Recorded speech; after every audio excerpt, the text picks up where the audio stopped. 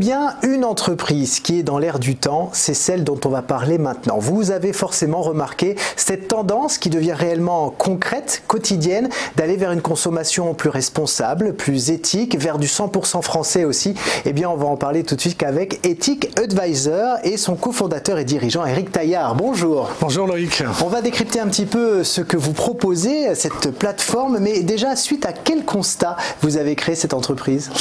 Écoutez, vous l'avez dit, on assiste à une prise de conscience en fait qui, je pense, est l'aboutissement justement d'une surconsommation. Donc depuis quelques années, on a eu beaucoup d'études qui ont prouvé l'impact des aliments ultra transformés, par exemple sur l'obésité, sur les taux de sucre constants dans les aliments, etc. Donc cette prise de conscience a généré le succès du bio, notamment, par exemple. Donc ça, on se rend compte qu'effectivement nos achats ont un impact sur notre santé. Le bio est la réponse évidente, et on se rend compte qu'effectivement ça a tendance à se déporter sur d'autres segments, notamment le social. Donc par exemple tous les excès qu'on a eu au niveau du Panama Papers, les LuxLeaks, etc. On se rend compte que l'évasion fiscale elle est un peu courante. Bon, c'est pareil, c'est quelque chose qu'on peut impacter par nos achats. Et puis il y a un troisième pilier qui effectivement est flagrant, c'est l'impact sur la planète de notre consommation. Donc on a vu toutes ces images d'orang-outans dans les forêts dévastées, on a vu les sacs de plastique dans les tortues, etc. Donc tout ça a amené à une prise de conscience où on s'est dit, oh là, il y a une surconsommation, on achète tout et n'importe quoi, peut-être trop souvent, peut-être mal. Je veux participer et je veux pouvoir effectivement impacter positivement ma santé, la société et la planète. Et donc notre idée avec Ethic Advisor, c'est justement d'amener l'information et la capacité d'agir et donc d'impacter positivement avec sa carte bleue notre santé, notre société et notre planète. Alors comment ça marche très concrètement cette plateforme? Alors c'est un peu le challenge, parce que dès qu'on parle d'éthique, on est dans le jugement, l'objectivité, la subjectivité, pardon. Donc l'idée c'était de proposer une plateforme où vous rentrez et vous décidez quelles sont vos causes entre guillemets à défendre. Donc pour ça, en parallèle, en amont, on va vous présenter effectivement tous les critères éthiques. C'est un des problèmes effectivement aujourd'hui de la consommation, c'est qu'il y a plus de 145 labels.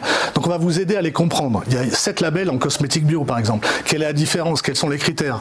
Donc on va vous expliquer tout ça en amont. Une fois que vous avez compris effectivement l'impact de chacun de ces critères sur votre santé, la société, la planète, vous allez choisir ce critère. Ensuite vous allez taper haricots verts, dentifrice, pullover, et on va vous présenter les produits qui correspondent effectivement aux critères éthiques que vous avez sélectionnés. Alors ça c'est la partie web, donc il va vous permettre d'anticiper vos achats, et effectivement d'aller découvrir pour des entreprises qui correspondent à vos valeurs. Et puis on a la même version en scan, donc vous êtes directement en magasin et vous allez avoir l'intégralité de ces informations. En scannant un produit, vous saurez sa provenance, ses ingrédients, est-ce qu'il y a des perturbateurs endocriniens, quel type d'emballage, parce que parfois il y a du plastique caché sous le carton, etc. Donc voilà un peu l'idée, c'est effectivement donner l'information et ensuite donc vous aider à comprendre. Et une fois que vous êtes fait une opinion sur les valeurs que vous voulez défendre, allez vers les produits qui correspondent à ces valeurs. Alors justement, tous ces produits, comment vous les sélectionnez? Je suppose qu'il y a de vraies recherches pour savoir ce que vous mettez en valeur. Alors oui, nous effectivement, par définition, ce qu'on aime, c'est mettre en avant. Donc il y a deux optiques. Soit là, il y a le boycott qu'on connaît, donc on dit non, nous on veut plus acheter à X. Bon, nous on a une approche un peu plus positive, donc on veut mettre en avant les belles histoires. Donc on va identifier effectivement des entreprises qui soit ont une vision un peu holistique sur les 3 piliers, donc avoir un produit qui a pas d'impact négatif ni sur la santé, un impact positif sur la société, un impact sur la planète, ou des produits qui ont une très grosse profondeur sur un des piliers, par exemple une entreprise qui va fabriquer à partir de 100% de produits recyclés de plastique, par exemple. Mais ça pour le coup, c'est peut-être une entreprise américaine. Elle sera aussi présente, et ce sera vous qui peut-être choisirez cette entreprise en fonction de vos critères éthiques, encore une fois. Donc voilà. Alors vous assurez également de la traçabilité de ces produits et aussi des valeurs des entreprises que vous sélectionnez. Comment vous faites? Vous allez les voir, les entreprises, et vous leur dites, bon, montrez-moi un petit peu patte blanche? Alors exactement. Aujourd'hui, il y a 400 000 produits qui sont référencés sur le site. C'est beaucoup. C'est beaucoup. Aujourd'hui, on a sélectionné, donc ça c'est les produits qui sont disponibles, scannables et que vous pouvez voir sur le site. À l'intérieur de ces produits, on a sélectionné aujourd'hui qu'une 60aine de fournisseurs, avec effectivement lesquels on a eu un entretien physique. On s'est assis, on a regardé les engagements éthiques auxquels ils prétendaient, parce qu'un de nos objectifs c'est de lutter contre le greenwashing, et effectivement on a vérifié que chacun de leurs allégations éthiques était fondé.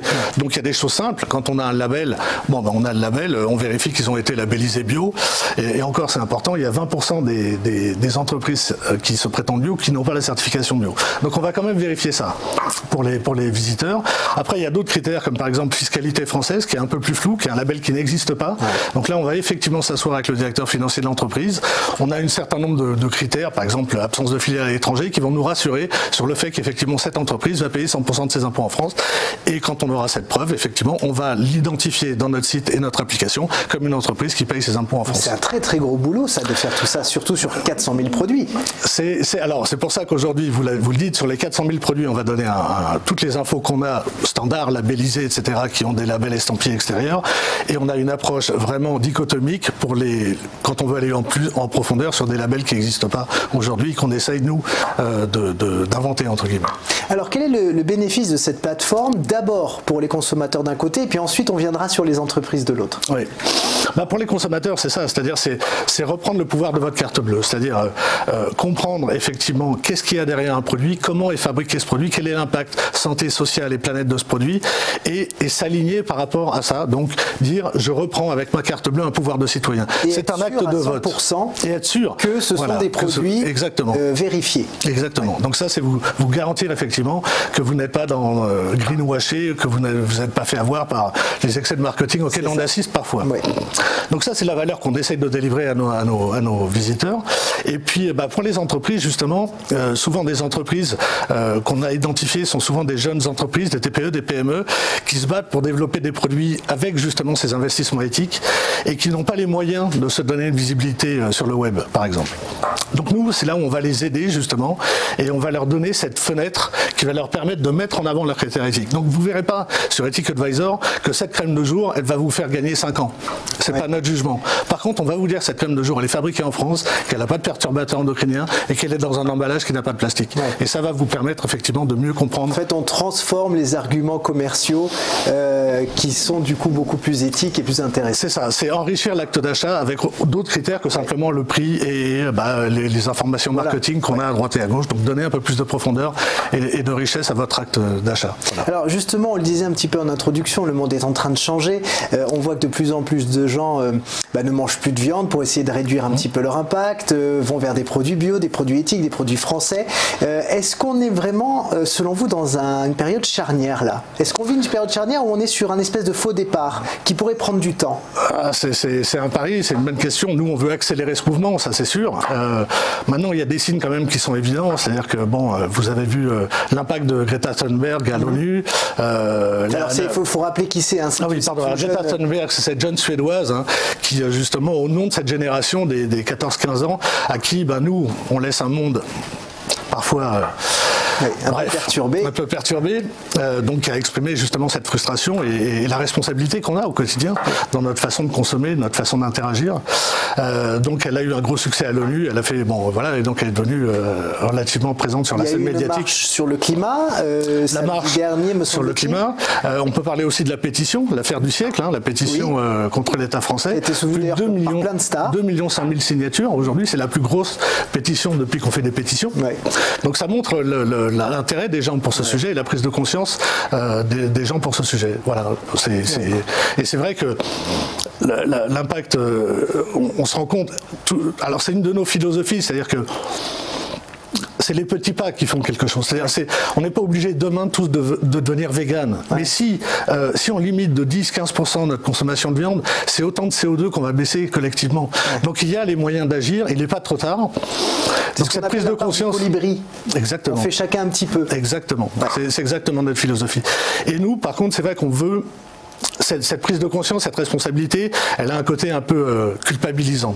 Bon, nous, un de nos slogans, c'est faire du bien en se faisant du bien. Donc l'idée, c'est, vous voulez un dentifrice qui soit bien, qui soit sympa et qui a un impact positif. Donc c'est pas parce que on veut faire du bien à sa santé, à la société, à la planète, qu'il faut aussi qu'on se frustre. Bien sûr. Donc l'idée, c'est de trouver ce juste milieu de produits, c'est notre sélection, qui sont des produits sympathiques.